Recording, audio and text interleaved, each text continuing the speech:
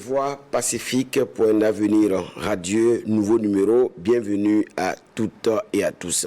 Hamdoulillahi Rabbil Alamin, Hamdoulillahi Rabbil Alamin. Nous rendons grâce à Dieu, Seigneur du monde, Créateur des cieux et de la terre, Maître du jour dernier. C'est lui que nous adorons et c'est vers lui que sera notre retour. Que sa paix et sa miséricorde se déversent en abondance sur le sceau des messagers, le prophète Mohammed sallallahu alayhi wa sallam, sa sainte famille, ses valeureux compagnons, ainsi que sur toutes celles et tous ceux qui, comme vous et moi, leur ont emboîté les pas jusqu'au jour de la rétribution. Vous qui nous suivez de partout, frères et sœurs, merci de votre fidélité à ce programme Les Voix Pacifiques pour un avenir radieux qui vous est proposé par le CCIB, le Centre culturel islamique du Burkina, en collaboration avec l'URCBSD, l'Union des religieux et coutumiers du Burkina pour la santé et le développement. Et c'est dans le cadre du projet Diamant Béonéré. Merci encore d'être avec nous. Pour ce nouveau numéro de votre émission, je reçois avec beaucoup de plaisir Imam Thiego Tiemtouré. Il est imam à l'AUMB et au CERFI. Imam, salam alaikum wa rahmatullahi wa barakatuh. Wa alaikum salam wa rahmatullahi wa barakatuh. Merci une fois de plus d'avoir accepté notre invitation pour échanger avec nous. Merci. Alors avec vous, il sera question d'éducation et prévention de la radicalisation. Mais avant ceci, je vous sais au cœur du projet Diamant Béonéré. Déjà, dites-nous un peu quelle appréciation faites-vous de l'évolution de ce projet pendant que nous sommes dans la 3e année de mise en œuvre. Est-ce que déjà, il y a des éléments d'impact que vous appréciez? Alhamdoulilah, il faut dire que ce projet est mis en œuvre avec le soutien de plusieurs partenaires, dont l'Union des religieux et coutumiers du Burkina Faso pour la santé et le développement, qui est un exemple, je dirais, panafricain. Parce que en dehors du Burkina, je ne pense pas qu'on puisse trouver un tel exemple où des coutumiers, des religieux, qu'ils soient catholiques, musulmans, se retrouvent autour de la promotion des valeurs, autour des questions de développement et dans le respect mutuel, dans la collaboration, dans la co-construction. Ils se comprennent pour aller à l'essentiel. Et ça, c'est un événement à répercuter partout, à saluer, pour montrer qu'on peut être différent, mais avoir des pensées, des cœurs tournés vers l'essentiel. L'essentiel, c'est de faire la promotion des valeurs et lutter contre les antivaleurs. Et dans ce cadre, le projet Diamant Béonéré est une réussite. Le fait d'exister est une réussite. Ensuite, dans sa mise en œuvre, en parcourant les régions, les provinces à travers ces activités, vous avez une entière satisfaction que l'on ressent de la part des bénéficiaires. Le projet a pu mobiliser des leaders administratifs, des leaders politiques, des leaders coutumiers religieux autour de valeurs essentielles telles que le vivre ensemble, la cohésion sociale et la paix. Et cela est important pour un pays comme le nôtre. Ça veut dire qu'on peut voir les choses différemment, mais il y a des éléments qui nous mobilisent.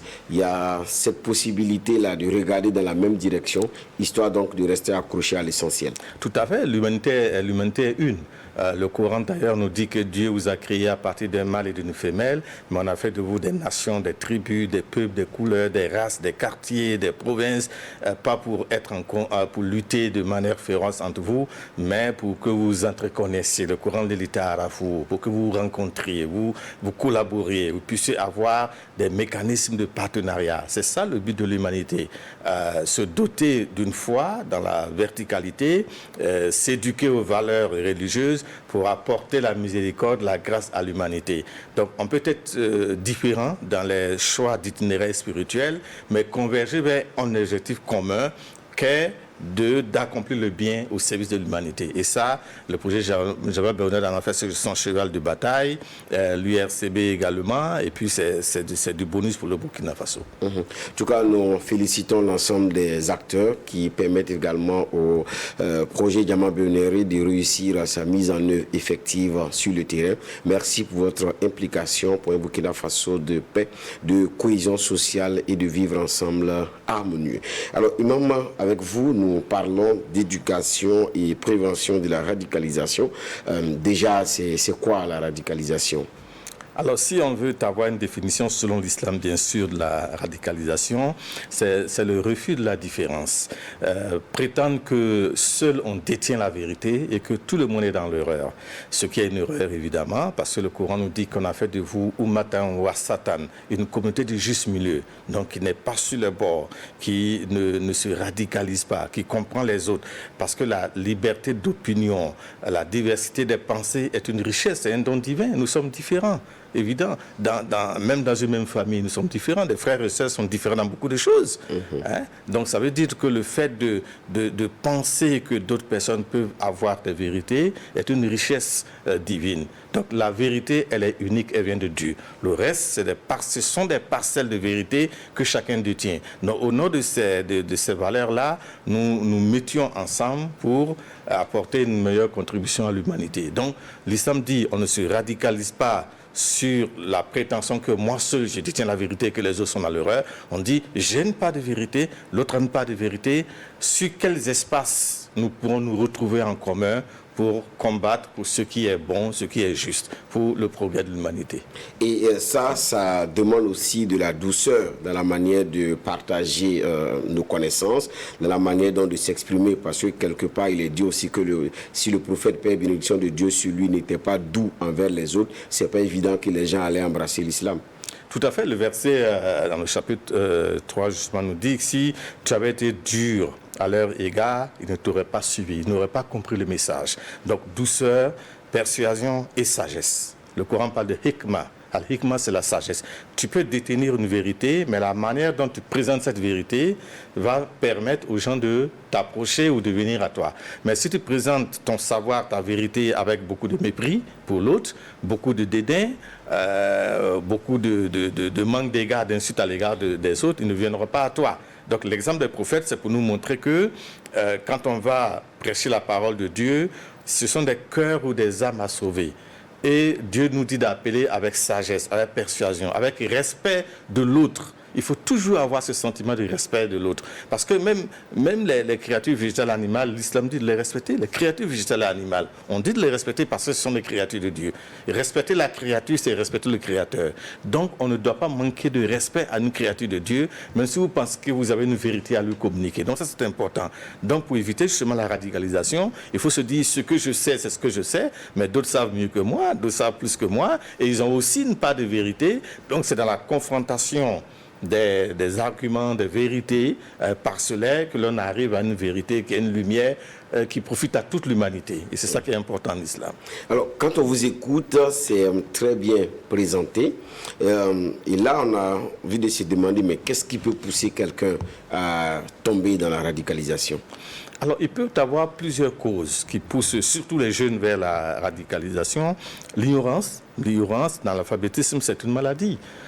On aime dire comme ça, en plaisantant, que seuls les tonneaux vides font assez de bruit.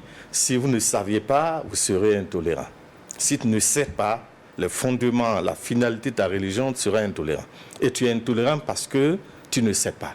Les vrais savants, ceux qui savent la finalité de la religion, ce que les savants appellent la finalité de la charia, qu'est-ce que la religion veut à la société. Quand vous savez tout ça, vous êtes doux, tolérant, attentionné. Quand vous ne savez pas tout ça, vous pensez que ce que vous connaissez, c'est la vérité et qu'il n'y a pas d'autre vérité, mais vous vous mettez à combattre tout le monde, à regarder tout le monde de haut. Et ça, c'est la maladie qu'on peut retrouver chez les jeunes. Donc, il faut apprendre, il faut savoir, il faut connaître les finalités, les fondements de votre itinéraire religieux et avoir également la sagesse de les présenter. Et ça permet d'avoir également l'adhésion de votre public. Alors, sur les causes, on peut avoir, en plus de l'alphabétisme, du lettrisme, disons le mépris de l'autre. Et ça, c'est une question d'éducation. Vous avez des gens qui ne respectent pas les autres. Si vous ne respectez pas les autres, vous allez toujours dire que vous avez raison. La pauvreté, la misère peuvent être également des causes qui influencent nos jeunes à aller vers les vendeurs d'illusions. Maintenant, au-delà aussi de ces causes, est-ce qu'il y a des aspects psychologiques qu'on peut aborder, le sentiment d'être abandonné, le sentiment de se victimiser parce qu'on estime que les autres sont heureux et moi je ne suis pas heureux. Est-ce que quelque part psychologiquement il peut y avoir des raisons de tomber dans la radicalisation? Mais tout à fait, des études ont montré que quand l'individu ne se sent plus à l'aise dans la société, il a tendance à s'isoler. Il y a un repli identitaire ou communautaire vers lui et à regarder avec mépris les autres. Et cela pousse les gens souvent à s'engager dans d'autres directions que vous connaissez pour combattre ceux qui ne sont pas comme lui parce qu'ils pensent qu'on lui a volé sa jeunesse, on lui a volé ses biens, on lui a volé ses terres. Donc l'appartenance à une communauté, se battre pour la communauté est fondamentale. Si vous êtes à l'écart de votre communauté, évidemment, ça va vous pousser vers la radicalisation, vers des actes de violence, vers l'extrémisme. Également, il faut parler de nos familles africaines où souvent il y a assez de problèmes qui mettent en péril l'avenir des jeunes, et quand ça ne va pas en famille, évidemment, il y a un impact dans la vie sociale. Quand vous avez été négligent en famille, vous avez été rejeté tout jeune, et cela laisse un impact dans votre croissance psychologique, dans votre croissance normale en tant que jeune. Et plus tard, vous développez des sentiments de rejet, non seulement de votre famille, mais également de tous ceux que vous considérez comme à l'origine de votre malheur ou de vos problèmes. Et ça c'est visible dans plusieurs comportements de nos jeunes. Disent je me sens incompris, on m'a abandonné, on a peut-être pris les biens de mon oncle, de mon père. Voilà, donc il faut qu'on revienne à la solidité familiale, à l'éducation familiale, à l'harmonie familiale, parce qu'on ne répétera jamais la première école de la vie, c'est la famille. La première école de la vie, c'est la famille. Que vous devenez ministre, chef d'État, DG, magistrat, journaliste, vous venez d'une famille. Et c'est là-bas qu'on apprend ces premières attitudes, ces premiers mots, cette éducation primordiale de l'intérieur, c'est d'abord en famille. Et quand il y a problème en famille, on a affaire à des jeunes, je ne dirais pas ratés, mais des jeunes qui développent des attitudes ou des sentiments qui portent préjudice à la société. Surtout aussi dans les sociétés africaines, et particulièrement du Burkina Faso, où on sait que la famille est intimement liée au développement de l'individu. Parce que quelqu'un l'a dit chez nous, être en famille, c'est véritablement ça même qui fait la beauté de notre société. Parce que la famille africaine, dans ses fondements, c'est une famille unie, c'est une famille d'amour, où on ne distinguait pas l'enfant de l'oncle, du père. L'enfant appartenait à tout le monde. Jusqu'à une période récente, l'enfant de la famille appartient à tout le monde. Et tout le monde avait le droit de le dire. Ça c'est bon, ça c'était pas de lui remonter les bretelles comme on dit. C'est vrai que l'urbanisation, le modernisme ont porté aussi un coup à cette dimension solide de nos familles, mais il faut revenir à ces valeurs-là où l'enfant appartient à tout le monde, le devenir de l'enfant appartient à tout le monde, et tout le monde met la main à la pâte pour que cet enfant-là devienne meilleur demain. L'oncle, le neveu, le grand-père, la grand-mère, tout le monde est préoccupé par l'avenir de cet enfant-là. Et c'est ce qui a fait que les premiers ont évolué dans un environnement d'amour, d'éducation impactante, et ils sont devenus des hommes avec des valeurs. Parce que tout le monde a contribué à cette éducation. Toutes nos ressources qu'on avait, les comptes au village, les rencontres communautaires, les rites d'initiation, ce sont des écoles qui ont permis de rendre mature, de construire des personnalités. Donc il faut revenir à ces systèmes qui permettent de construire un individu qui appartienne à toute la communauté, et cela va faire bannir quoi? L'individualisme, l'égoïsme, le sentiment d'être seul, de vivre seul, d'avancer seul, alors qu'on appartient à une communauté. On est utile que quand on sert la communauté. On est utile que quand on sert la communauté. Merci beaucoup à vous, Imam Thiego Thiemtouré, pour ce rappel, et comme on le dit, le rappel profite aux croyants. Alors, Imam, on parle de radicalisation, nous avons parlé des causes probables. Est-ce que la radicalisation a des conséquences néfastes sur la société? Mais tout à fait, parce que des individus radicalisés sèment le désordre dans la communauté des hommes, parce qu'ils vont poser des actes dommageables, bien sûr, ils vont avoir des attitudes, ils vont avoir des discours qui stigmatisent, qui divisent au lieu de réunir. Donc quand vous avez affaire à une quantité, une masse importante de jeunes radicalisés, évidemment, l'unité de vos nations, de vos sociétés, la solidité de nos familles va prendre un coup. quand vous avez des jeunes radicalisés dans nos familles, déjà la famille est divisée.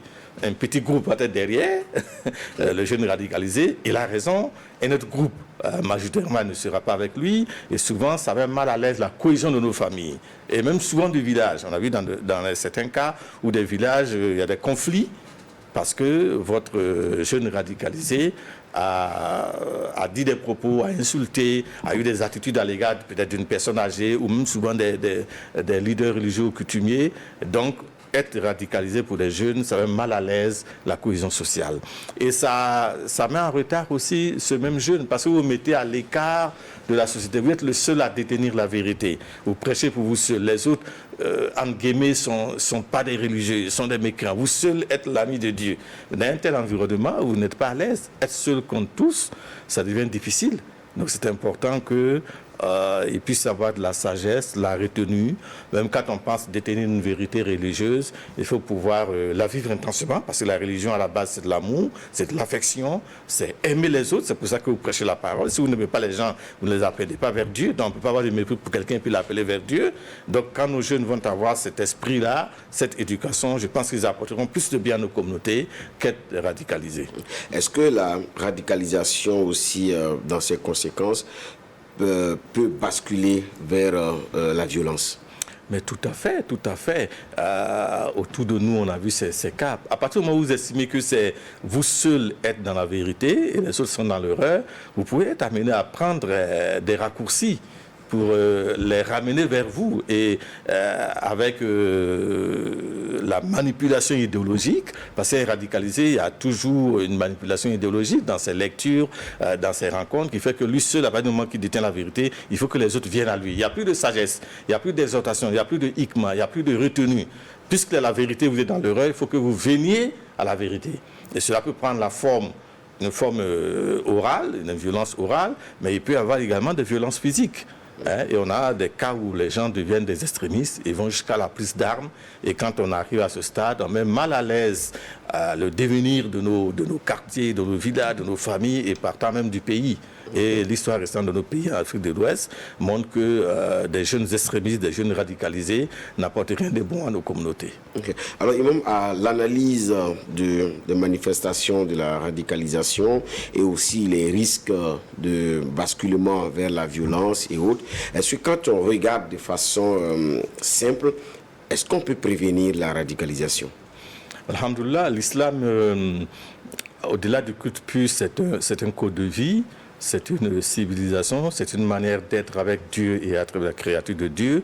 Et l'islam a accordé une place importante à l'éducation des sens. Quand je parle d'éducation des sens, c'est de parler au cœur, parler à l'esprit, parler à l'âme, parler au sens que Allah nous a donné. Tous les sens sont des dons divins. Dieu vous prête la langue, le regard, le sexe, les pieds. Et Dieu se charge de vous éduquer à bien les utiliser. Donc, il faut, primo, avoir une éducation complète, solide dans nos familles. Je dis toujours que c'est la première école, tout le monde est d'accord, c'est la première école. On vient tous de famille et quand ça a raté en famille, ça devient compliqué. Donc une éducation sociale, une éducation solide, une éducation de l'intérieur. J'appelle l'intérieur, on parle au cœur et à l'âme. On ne parle pas qu'à l'esprit. On n'éduque pas l'enfant pour avoir le CPBPC, mais on parle à son âme. On parle à son cœur pour dire, tu es une créature de Dieu, tu n'es pas n'importe qui, il faut t'habiller de vertu, il faut que tu sois doux, il faut que tu sois respectueux à l'égard des aînés, il faut que tu sois travailleur, il faut que tu respectes tous ceux que tu rencontres. Donc, il y a une éducation de l'intérieur qu'on donne à l'enfant dans la famille. Il grandit avec ça, il grandit en considérant les autres, pas comme des ennemis, pas comme des mécréants, entre guillemets, pas comme des gens à combattre, mais des créatures de Dieu qu'il faut respecter et appeler à des valeurs. Donc quand il y a cette éducation, je pense que ça peut nous aider. Voilà pourquoi il faut prévenir la radicalisation à travers l'éducation, à travers les rencontres, à travers des espaces de dialogue qui vont impacter donc nos jeunes.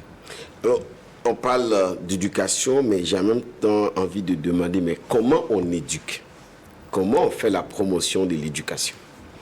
Alhamdoulilah, l'éducation, elle est totale, elle est diversifiée. Et quand l'islam parle d'éducation, regardez le premier verset de l'islam de Iqra. Iqra, quand on le dit au prophète Mohammed sallallahu alayhi wa sallam, il n'y a pas de Coran, il n'y a pas de hadith. Et il ne savait même pas lire Iqra. Donc, ce n'est pas lire le Coran, ce n'est pas lire le hadith. Iqra, c'est va à la découverte du monde, explore, interroge l'univers, sois en éveil pour comprendre comment le monde fonctionne. Parce que le monde est un livre ouvert par Dieu. C'est un livre divin. Comprendre le monde, c'est aller vers Dieu.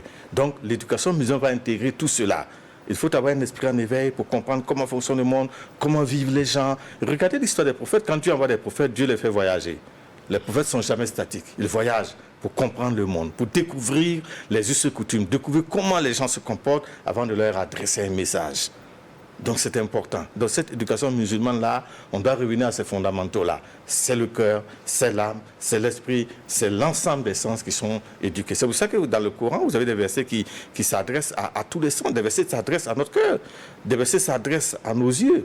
Des versets s'adressent à nos oreilles. Des versets s'adressent au sexe.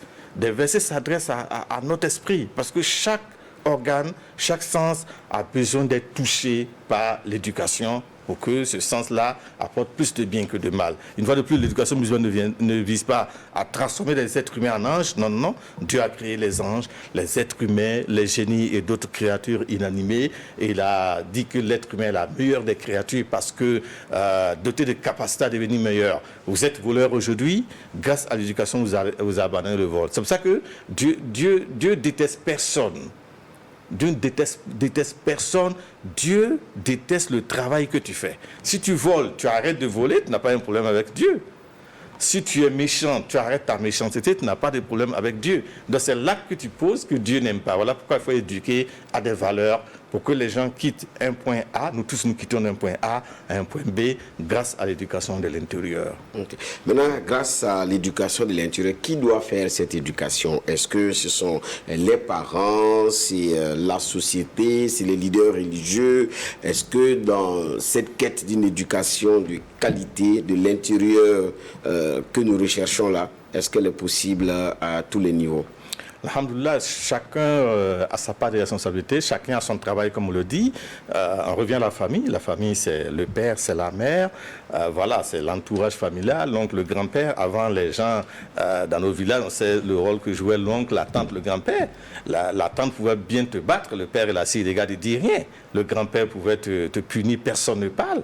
Parce que chacun jouait son rôle. Après la famille, on a nos cadres que sont l'école. L'école, en plus d'instruire, l'école doit éduquer. C'est pour ça qu'à un moment donné, on avait des instructions civiques, non? Dans le programme, on avait instructions civiques et morales. Je ne sais pas si ça a été abandonné, mais dans plusieurs pays, pour montrer qu'il ne sert à rien d'avoir le PBC, le bac, un master, et puis le cœur est vide.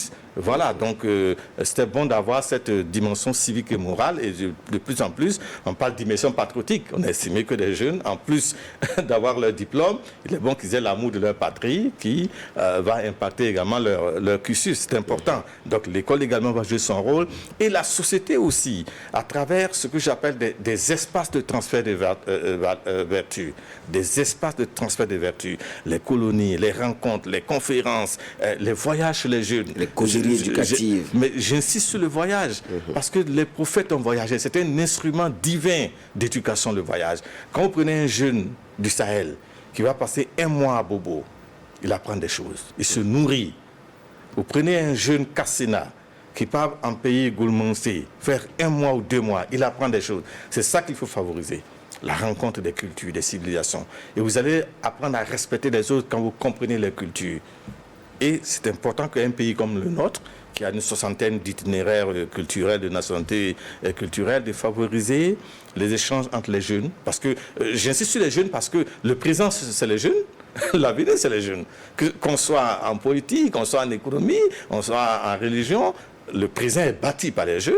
L'avenir, ce sont les jeunes. Donc, tout le monde a besoin que ces jeunes-là soient bien éduqués, bien formés pour bâtir ce présent-là et prendre la relève demain. Parce qu'il y a les enfants, il y a les jeunes et ensuite la classe des adultes. Parce que c'est l'enfant qui devient le jeune et c'est ce jeune qui devient l'adulte de demain. Il y a tout un travail de construction à faire. Maintenant, aujourd'hui, avec l'avènement des réseaux sociaux qui sont intimement liés à notre quotidien, est-ce que l'usage des réseaux sociaux peut contribuer à améliorer l'offre d'éducation sociale? Alors, je répondais par oui et non. Oui et non, je prends l'exemple du couteau que vous achetez au marché. Le couteau peut servir à découper vos fruits, vos légumes. Le couteau peut servir également pour des actes de banditisme, faire du braquage. Ce n'est pas le couteau qui n'est pas bon, c'est l'usage qu'on en fait. C'est la même chose pour les réseaux sociaux. C'est un espace d'éducation, c'est une tribune que la modernité nous a permis d'avoir. Maintenant, c'est l'usage qui pose problème. Beaucoup de nos jeunes montent sur les réseaux sociaux, c'est pour vilipender, c'est pour insulter, c'est pour polémiquer. Alors qu'on peut l'utiliser pour transmettre le savoir, pour apprendre. Il y a beaucoup de conférences qui se font grâce à ces réseaux sociaux. Donc, c'est un canal d'acquisition de savoir, de compétences, les réseaux sociaux. Donc, il faut encadrer les jeunes pour qu'ils utilisent au mieux les réseaux sociaux pour leur épanouissement, pour leur éducation. Et ça, ce sont les adultes qui peuvent les aider à faire. C'est aussi les pouvoirs publics en mettant des limites. Je sais que dans certains pays, tout le monde n'a pas accès aux réseaux sociaux de la même manière. Il y a peut-être des lois à prendre par rapport à l'âge. Jusqu'à quel âge tu peux avoir accès à TikTok, à Facebook. Je pense qu'il y a ces possibilités-là, sur un plan administratif et juridique, de limiter un peu l'usage pour ne pas que... Bon, c'est un monde ouvert. Tout jeune qui arrive l'utilise. De manière consciente ou non, et ça peut faire mal. Je suis de ceux qui pensent qu'il faut... on peut encadrer les réseaux sociaux sur un plan juridique, sur un plan administratif, pour que l'usage soit plus profitable pour nos jeunes. En matière d'usage aussi des réseaux sociaux, il y a le fait que chacun est créateur de contenu et chacun aussi consommateur de contenu. Est-ce qu'en ce moment, chacun ne doit pas faire attention à ce qu'il publie et attention aussi à ce qu'il lit? Mais tout à fait, l'islam appelle ça la responsabilité, parce que le Coran nous dit que tu seras responsable au jour dernier de ce que tu as dit, de ce que tu as fait, de ce que tu as transmis. Donc, par exemple, vous avez ce qu'on appelle le partage, le like. On vous donne une information, vous n'avez pas vérifié, vous partagez. Vous êtes co-auteur. Si c'est une page qui insultait, qui portait atteinte à la moralité de quelqu'un, à l'honorabilité de quelqu'un, vous partagez, vous êtes complice. Même sur le plan juridique, vous êtes complice. En islam, on dit que vous êtes complice. Voilà pourquoi le Coran nous enseigne de faire attention à ce qu'on voit, à ce qu'on entend, à ce qu'on dit, parce qu'on sera tous interrogés sur ça au jour dernier. Donc le musulman doit être assez sage, responsable dans la gestion de ses réseaux sociaux. Ce n'est pas toute information que tu lis, ce n'est pas toute information que tu partages. J'aime dire aux jeunes, il faut aller à l'essentiel. L'information qui ne t'apporte rien, ni ici, pas dans l'au-delà, mais vous la zappez. Ce n'est pas toute information qui est utile pour toi. Donc il faut avoir cette capacité de sélectionner ce qui va t'aider dans ta démarche terrestre, à prendre le savoir, ça t'informe sur l'actualité du monde, c'est bon pour des jeunes, sur ta filière de formation, c'est bon, mais les pages qui passent le temps à polémiquer, à insulter les gens, tu n'as rien à faire sur ces pages. Donc il faut choisir ce que tu veux être, et en fonction de cela, tu choisiras ce que tu veux lire. D'accord. Merci beaucoup, Imam Thiego Thiemtouré, pour ces éléments importants que vous partagez avec nous dans le cadre de cette émission Diamant Béonéré, les voies pacifiques pour un avenir radieux, qui je rappelle était un projet mis en œuvre par le CCIB, le Centre culturel islamique du Burkina, en collaboration avec l'URCBSD, l'Union des religieux et coutumiers du Burkina pour la santé et le développement. Alors Imam, aujourd'hui nous parlons d'éducation et prévention de la radicalisation. On aimerait maintenant entendre un message de cœur que vous souhaitez partager à l'ensemble de tous ceux-là qui nous suivent et qui aimeraient également être situés sur la bonne attitude à avoir en termes donc de lutte contre la radicalisation. Alhamdoulilah, il faut redonner à la famille son primat dans le temps. Nos familles sont de véritables écoles. Il faut revenir à l'école de la famille. C'est important si on veut avoir des jeunes demain, des enfants bien éduqués, bien formés. On ne peut pas zapper la famille. C'est important. Deuxième chose, nos écoles doivent également introduire cette notion d'appel vers des valeurs. Il ne faut pas qu'on enseigne seulement l'esprit, mais que dans nos écoles, on parle au cœur, on parle à l'âme. C'est important. Parce qu'on a affaire à des individus, on n'a pas affaire à des arbres ou à des animaux. Ce sont des êtres humains qui sont devant nous. Il faut qu'en plus de parler à l'esprit, le cœur, l'âme soient touchés. C'est important. Troisième chose sur laquelle on peut insister, favoriser des espaces de rencontres, de partenariats, d'éducation pour nos jeunes, intra- et intercommunautaires. J'aimerais que des jeunes musulmans, des jeunes catholiques se rassemblent, se rencontrent de manière périodique, se discutent du monde, échangent sur des valeurs. J'aimerais que des jeunes du Sahel rendent visite à des jeunes de l'Ouest, ceux de l'Est partent dans le sud, et cela va favoriser l'entente, resserrer les liens pour nos jeunes, et c'est bon pour notre pays, surtout dans cette période-là. Et puis évidemment, en tant que religieux, il faut toujours mettre Dieu au cœur de tous les projets, avoir une spiritualité citoyenne. Aimer Dieu, c'est aimer les créatures de Dieu. Aimer Dieu, c'est aussi apprendre la religion pour être plus utile à sa communauté. Il faut que nos jeunes se forment, aiment Dieu, son prophète, aiment les valeurs et s'éduquent pour pouvoir transmettre ces valeurs dans le respect des autres. Et quand cela est fait, Inch'Allah, je pense qu'on peut éviter la radicalisation. Donc, merci beaucoup, Imam. Comme l'avait dit, brisons les barrières. Ne construisons pas des murs entre nous, bâtissons des ponts intelligents, que chacun prenne du plaisir à s'ouvrir à l'autre et que l'autre également soit une source de sérénité et de sécurité pour son prochain. Nous vous disons grand merci de votre disponibilité. Merci d'avoir pris de votre temps pour échanger avec nous sur cette thématique d'éducation et de prévention de la radicalisation. Merci. Nous vous souhaitons le meilleur. À vous qui nous avez suivis, nous vous disons grand merci pour votre présence à nos côtés. Merci de faire voyager le contenu de cette émission. Merci à l'équipe technique de réalisation de ce présent numéro. J'ai pris du plaisir à présenter ce numéro de votre émission, Les Voix Pacifiques, point d'avenir radio. Et avec le même plaisir, on se donne rendez-vous très prochainement pour un autre numéro de votre émission. D'ici là, portez-vous bien, que le Seigneur vous apporte davantage de grâce et de faveur et ensemble agissons pour un monde meilleur. Soyons une voix pacifique pour un avenir radieux. Sur ce, assalamu alaikum wa rahmatullahi ta'ala wa barakatuh.